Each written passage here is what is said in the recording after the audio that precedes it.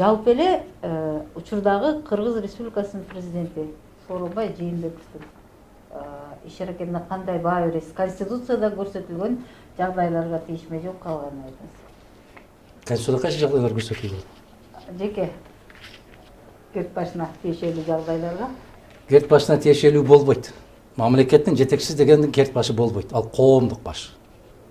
Жалпы өзүнүн башыбыз. Ошондуктан журт атасымын деп айтканда Керкесин дагы башка учурда жеке кет башын болбойт. Андай болбойт. Ал тийиштүү публичный киши болгондон кийин бардык нерсени көтөрүш керек, чыдаш керек. Бул бир жагы. Экинчиси, мен ал кишинин ишине мындай бир баа бере албайм. Себеби анын иши болуш керек да баа бериш үчүн. Баа бергенге иш болуш керек. Конституцияда деп айтып калдыңыз. Конституция боюнча президент чарба менен кийлигишкенге укугу жок. Чарбага аралашканга укугу жок. Айлык көтөргөнгө укугу жок. Жумушчу орун түзгөнгө укугу жок. Өкмөттүн мүчөлөрүн дайындаганга укугу жок. Түшүнөсүзбү? Анын баарын мына көпчүлүк фракциясы баарын дайындап берет, ал киши тек гана кол коюш керек. Анан кече айтып атат, биз мындай кылдык, биз андай кылдык, анан биз мындай кылабыз, андай кылабыз. Сен аны кыла албайсың. Себеп ошо Конституцияда сага тыюу салынган. Эртең башка президент келе турган болсо, узурпация власти деп, бийликти чеңгелиңе кармап алгансың деп туруп, мына азыр досуна коюп аткан беренелердин баарын өзүнө койсо 100% туура болуп чыгат.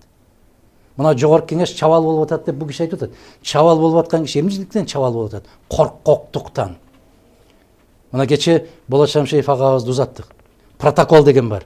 Ошол жерде жогорку кеңештин төрагасы турат дагы, Жээнбековдун аппарат башчысы барып биринчи сөз алып атат. Бул деген маскарапоздук деген сөз. Бул деген конституцияңды мен тоготпойм деген сөз. Мен өзүм билем деген сөз. Билгенимди жасайм деген сөз. Жок дегенде сырткы өкүлдөр дагы отуруп атты, ошол дипломатиялык өкүлдөр.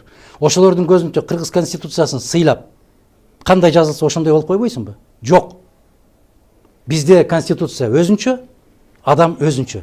Мына кээ бир менин саясий оппоненттерим айтып жүрчү эле. Конституцияны оңдосок, системаны оңдосок жакшы болот деп. Кече ошол оппоненттердин бирөөсү айтып атат. Система туура эмес болуп калыптыр деп. Кеп системада эмес, кеп инсандын өзүндө. Экинчиден, а кишинин ишине баа бериш үчүн канча жолу сыртка чыкты, кимдин эсебинен чыкты, канча каражат сарптады, сырттан канча каражат алып келди. Бул маселени караңыз. Мына Японияга барып келди. Мен айттым эле, бүтүн баарыңар бактылуу болуп кыйкырып жатып калдыңар. Эл-учкан самолет менен учту. Өзүнүн самолету уча албаса барат да андай самолет менен. Барат да өзүнүн самолету уча албайт. Мына ошону айттым эле, кече Питерге баргандан кийин келе албай калыптыр. Дагы кыйкырып атат, эл-учкан самолет менен келди. Самолетуң уча албайт. Бара албайт. Эми ошол жерге 13 жылдан бери ала албаган эми алабы?